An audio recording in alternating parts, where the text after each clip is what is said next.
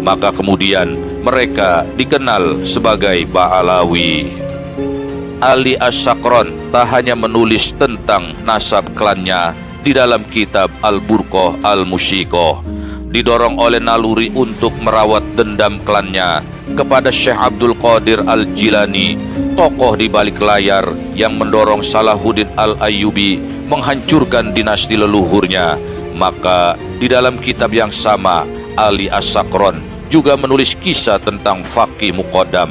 Nama yang disebut sebagai porosnya kaum Alawiyin ini dibangun dengan glorifikasi sedemikian rupa sehingga disebutkan telah mencapai derajat kewalian yang mengalahkan seluruh para wali di dunia. Tentu saja tak terkecuali Syekh Abdul Qadir Al-Jailani yang bergelar sebagai Sultanul Awliya, yang berarti raja dari seluruh para wali.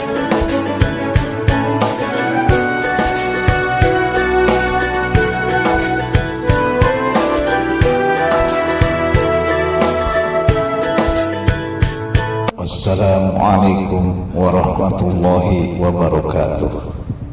Dendam keluarga Habib Ba'alawi kepada Syekh Abdul Qadir Al-Jailani karena memberi petunjuk kepada Salahuddin Al-Ayyubi untuk menghancurkan kesesatan dinasti Fatimiyah yang ternyata merupakan leluhur dari kaum Habib Askenazi Yaman Selatan.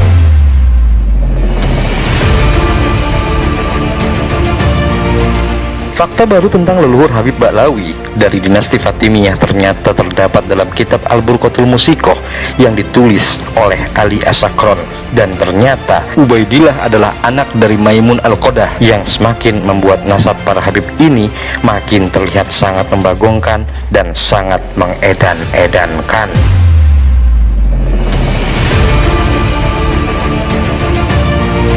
Terdapat tulisan yang sangat jelas tertulis dalam kitab Al-Burqatul Musyikoh, Wabi Walidihi Al-Maimun. Lalu kemudian dengan kecerdikannya si Ali As-Sakron merubah nasab Ubaid yang sebagai anak Maimun menjadi anak dari Ahmad bin Isa.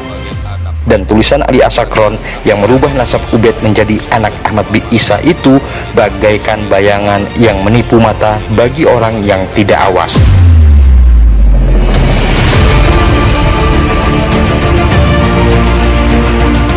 Dari kitab Syiar A'lam An-Nubala karya Imam Az-Zahabi misalnya saja, memang kuat dugaan Ubaid adalah putra Maimun Al-Qodah yang berjuluk sebagai sang penolong, yang pernah membawa kabar gembira tentang klaim kedatangan Imam Mahdi Al-Muntador. Bapak dan anak inilah yang kemudian meletakkan pondasi dasar berdirinya dinasti besar bernama Kekhalifahan Fatimiyah. Dinasti ini berdiri di tengah kemelut pertikaian antara kelompok Syiah dan Sunni yang melanda Kekhalifahan Abbasiyah di Baghdad pada waktu itu. Dinasti ini secara sengaja menisbatkan dirinya kepada Fatimah Az-Zahra, putri Nabi Muhammad sallallahu alaihi wasallam dan sekaligus istri Ali bin Abi Thalib radhiyallahu an.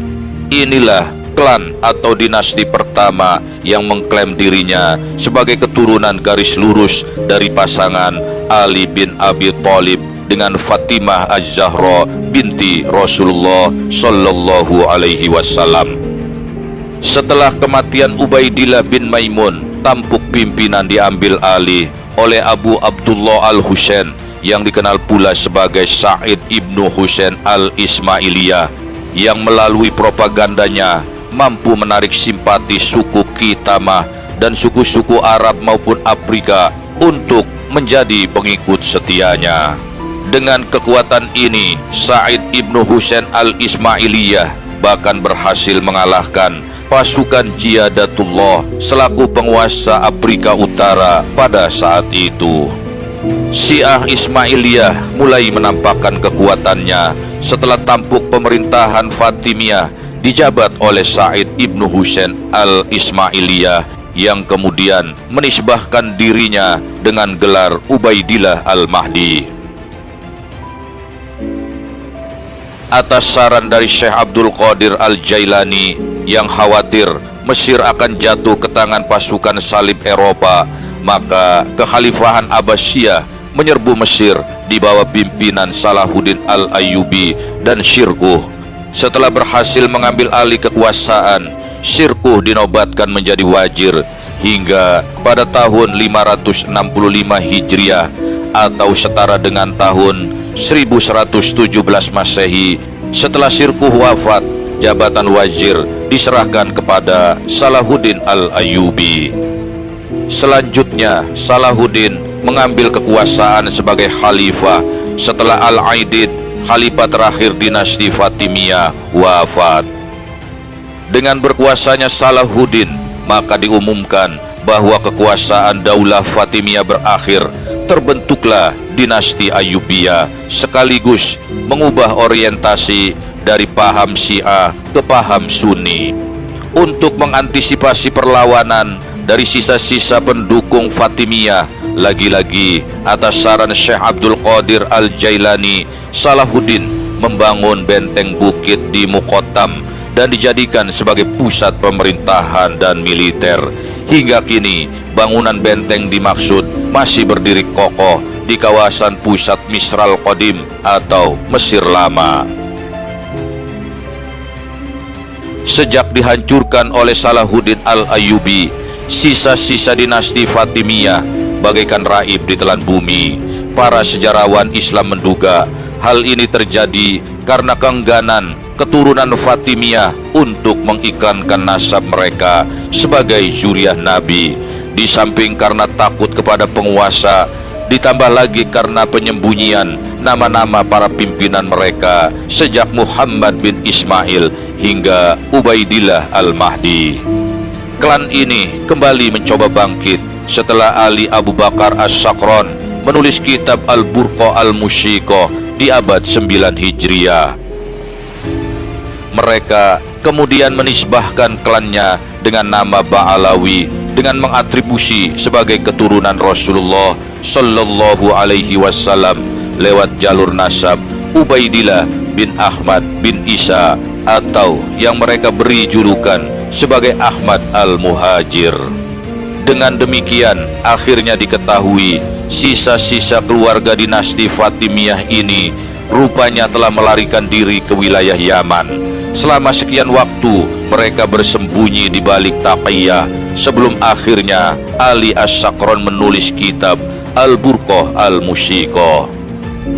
Berawal dari kitab inilah mereka membentuk citra baru, memperkenalkan dirinya sebagai bukan Syiah, seraya mengakui klan mereka sebagai keturunan dari Alawi bin Ubaidillah bin Ahmad bin Isa. Maka kemudian mereka dikenal sebagai Ba'alawi.